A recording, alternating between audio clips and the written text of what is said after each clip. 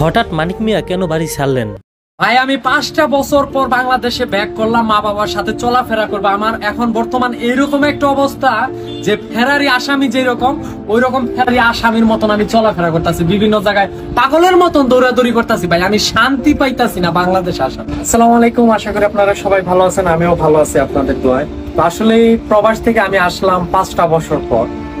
5টা বছর পর আমি প্রথমত ভাবছিলাম যে আসলে দেশে গিয়ে আমার ফ্যামিলি মেম্বার যারা আছে তাদেরকে সময় দিব, এলাকাবাসী যারা আছে তাদের সাথে একটু মেলামেশা করবো। আসলে আমার সেই সৌভাগ্য হলো না। একটা প্রবাসে কষ্ট করার পর বাংলাদেশে আসে রেস্ট করার জন্য, অথবা নিজের যে ঘুমের যে ঘাটতিটা, এই ঘাটতিটা পূরণ করার জন্য, সেই সৌভাগ্যটাও আমার হলো না। আমি আসছি 21 তারিখ থেকে আজকে মেবি 24 তারিখ কিংবা 23 তারিখ। আমি আজকে এখন পর্যন্ত আমি ঘুমাইতে পারি নাই। আমি চাইছিলাম যে বাড়ির ফ্যামিলি মেম্বার তাদের সাথে একটু সময় দেব। আসলে আমার মায়ের কথাই দেশে ব্যাক করা। অবশেষে আমি বাড়িতে আসার পর দেখলাম আমি যেই দিকে যাই ওইদিকে ক্যামেরা, এই দিকে ক্যামেরা, ওইদিকে ক্যামেরা। মানে আমার যে নিজের পার্সোনাল একটা সময় 5টা মিনিটের জন্য, আমি পার্সোনাল 5টা মিনিট সময় আমার নিজের জন্য করে আমি করতে পারি নাই, পাই নাই। এমনকি নিজে যে শান্তি মতো যে আমি কিছু ভাত খাইমো, আমার এই ভাত খাওয়ার সুযোগটাও হয় না। সকাল থেকে নিয়ে সন্ধ্যা পর্যন্ত শুধু ইন্টারভিউ আর ইন্টারভিউ, ইন্টারভিউ আর ইন্টারভিউ।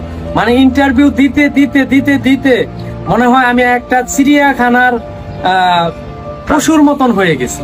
আমার মনে হচ্ছে যে আমাকে এখন যদি কোনো একটা জাদুঘরে নিয়ে রাখতো, মানুষ যায় যায় দেখতো, এরপরেও মনে হয় ভালো হইতো। আমার কেমন জানি আনইজি ফিল হইতেছে। অবশেষে আমি পারতে না পাইরা আমি এক ফ্রেন্ডের বাসায় আশ্রয় নেই যে ভাই তুই আমার বাসা, আমি আসলে পারতাছি না। আমি এতদিন পর দেশে আসলাম, আমি আমার ফ্যামিলি মেম্বার তাদেরকে একটু সময় দেবো, আমার এলাকাবাসী আসলে তাদের সাথে একটু চলাচল করবো, বাজারে যাব, বাজারে গিয়ে আমি বড় বড় মাছ আইনা আমার মা বাবার সাথে একসাথে বৈশা খাইমো।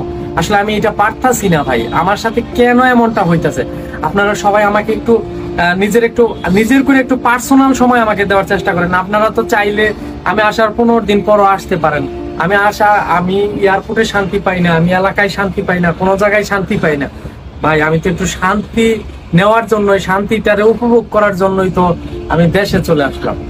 আসলে হয়তো আমার বাড়িতে অনেক আমার যে ফ্যান সার্কেল, এমনকি আমার ভক্তবিন্দু যারা আমার বাড়িতে যাইতেছে, অবশ্য আমাকে পাইতেছে না। ভাই আপনারা কেউ আমাকে ভুল বুঝবেন না, আমি একটু পরিবেশটা একটু ঠান্ডা হোক, আমি অবশ্যই বাড়িতে ব্যাক করব। মানিক মিয়া হলো একজন বাংলাদেশি প্রবাস কন্টেন্ট ক্রিয়েটর। তার শুরুর জীবনটা যেমন ছিল এখন তার থেকে অনেকটা পরিবর্তন। একজন মানুষ দেশের বাইরে থাকলে সে চিন্তা করে কবে নিজ দেশে যাব। যখন সেই মানুষটি 5-6 বছর বিদেশ করে আসার পরে নিজ দেশে এসে একটু শান্তিতে থাকবে, এটাই কিন্তু স্বাভাবিক।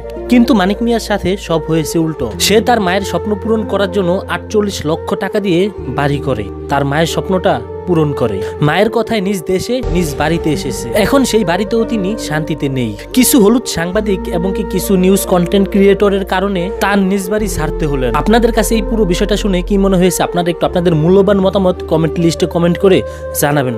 তো আজ এই পর্যন্তই। ভালো থাকবেন, ভালো রাখবেন, মধ্যে হতে বিরত থাকবেন, চ্যানেলটিকে সাবস্ক্রাইব করবেন। আসসালামু আলাইকুম।